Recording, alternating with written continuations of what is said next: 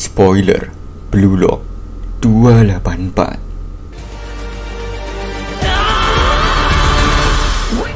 Setelah penyelamatan krusial dari Kagamaru, sorakan gemuruh menggema di stadion.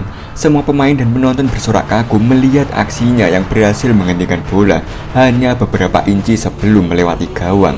Hiyori dengan senyum penuh kekaguman berjalan mendekati Isagi. Ia tidak bisa menahan diri untuk memuji bahwa Isagi benar-benar gila. Hiyori terpesona dengan bagaimana Isagi mampu memperhitungkan segalanya, dari tendangan Rin yang mematikan, blokir dramatis dari Kaiser, hingga penyelamatan spektakuler Kagamaru. Dalam benaknya, Hiyori menyadari bahwa Isagi benar-benar telah melampaui semua batas logika di pertandingan ini. Tapi di sini Isagi mengatakan bahwa penyelamatan Kagamaru itu pengecualian. Isagi menjelaskan bahwa ia menyadari peluang untuk menghentikan lawan dengan tackle biasa sangatlah kecil. Oleh karena itu, ia memilih strategi lain dengan membatasi opsi tembakan lawan dan menyerahkan tugas blokir kepada Kaiser. Ia juga menyadari bahwa jika dirinya yang melakukan tembakan, lawan kemungkinan besar akan berhasil menggagalkannya berdasarkan kondisi lawan saat itu. Dengan pemahaman ini, Isagi menggunakan psikologi dan kemampuan lawan untuk menguntungkan dirinya. Setelah mendengar penjelasan Isagi, Hiyori merasa bahwa itu gila. Menyaksikan bagaimana Isagi menggunakan dirinya sendiri sebagai pion untuk memanipulasi Kaiser. Baginya, itu adalah tingkat baru dari tindakan mempermalukan diri sendiri seperti benda. Namun Isagi tidak peduli dengan semua itu. Daripada menerima kekalahan dan ditelan oleh para rivalnya, ia memilih untuk membuang semua perasaan pribadi maupun emosi sederhananya. Pada akhirnya, Isagi menemukan cara baru untuk bertarung, sebuah metode di mana ia rela menjual jiwanya demi kemenangan. Rin yang berada di dekat Isagi mulai menatap tajam sambil mengoceh.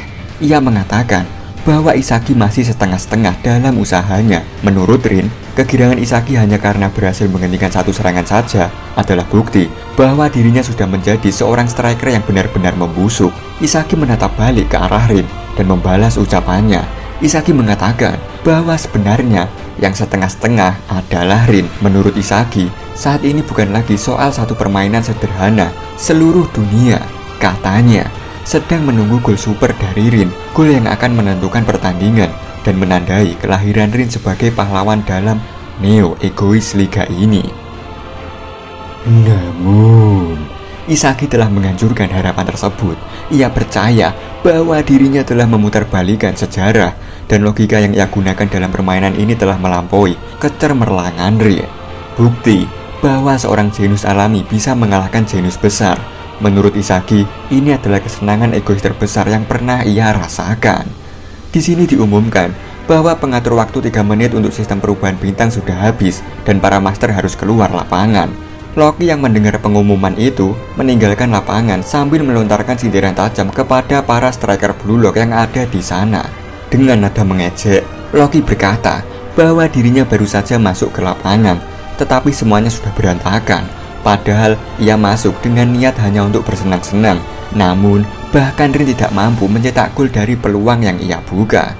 Menurut Loki, dengan performa seperti ini, Jepang membutuhkan puluhan ribu tahun lagi untuk bisa melahirkan striker terbaik di dunia. Isagi yang mendengar perkataan Loki merasa benar-benar marah. Dengan nada pelan namun tajam, ia menyuruh Loki untuk diam, sembari menegaskan bahwa Loki jelas-jelas telah kalah. Isagi dengan tegas mengatakan bahwa dirinya dan Kaiser telah menghancurkan masa depan yang dibayangkan Loki, masa depan di mana Rin akan mencetak gol penentu. Ia kemudian menantang Loki untuk mengakui kekalahannya. Setelah melontarkan kata-kata itu, Isagi menambahkan sebuah umpatan tajam. Dasar bajingan sombong yang hanya beruntung karena cepat. Mendengar hal tersebut dari mulut Isagi, Loki memutar kepalanya untuk menatap Isagi dengan tajam. Urat-urat di wajahnya tampak menonjol karena amarah. Melihat Isagi yang mulai kehilangan kendali, Noah menepuk pundaknya dengan tenang dan menyuruhnya untuk menenangkan diri. Dengan suara yang tegas namun lembut, Noah mengingatkan Isagi bahwa seluruh dunia sedang menyaksikan. Noah kemudian mengakui bahwa permainan yang ditunjukkan oleh Isagi barusan benar-benar melampaui imajinasi semua pemain di lapangan. Ia menyatakan bahwa dalam permainan tersebut, Isagi adalah pemenangnya dan pertandingan ini masih sepenuhnya berada di tangannya. Pada momen yang penuh ketegangan itu, Isagi secara tiba-tiba memotong ucapan Noah, tindakan yang mengejutkan semua orang. Dengan penuh tekad, Isagi menurunkan tangan Noah yang sebelumnya bertumbuh di pundaknya. Tatapannya tajam dan suaranya tegas saat ia menyebut Noah sebagai guru sialan. Baginya, Noah tak ada bedanya dengan para jenius lain yang hanya melihat Isagi sebagai alat batu loncatan untuk membangkitkan potensi kaisar. Tanpa ragu, Isagi menyatakan bahwa ia tak percaya lagi pada Noah. Namun, kata-kata itu bukan akhir. Dengan keberanian yang membara, Isagi menggenggam erat tangan Noah, menatap langsung ke matanya, dan berkata dengan penuh keyakinan, "Tunggulah aku, Noel Noah. Piala dunia berikutnya adalah milikku." Suasana mendadak hening. Isagi dan Noah saling menatap, seolah berbicara dalam bahasa yang hanya mereka pahami. Penonton, pemain, dan bahkan anggota timnya sendiri tampak terkejut, tidak percaya dengan apa yang baru saja mereka saksikan. Isagi yang dulu dianggap berada di bawah bayang-bayang Noah, kini berdiri dengan percaya diri menantang masternya sendiri di hadapan dunia. Ini bukan hanya sebuah pernyataan, ini adalah deklarasi perang menuju tahta tertinggi sepak bola. Setelah mendeklarasikan perang, Isagi berjalan perlahan mendekati seseorang. Pikirannya dipenuhi tekad bulat. Dalam hatinya, ia mengulang prinsip barunya, menjual jiwanya demi kemenangan, menyingkirkan emosi dan harga diri yang dianggap tidak berguna.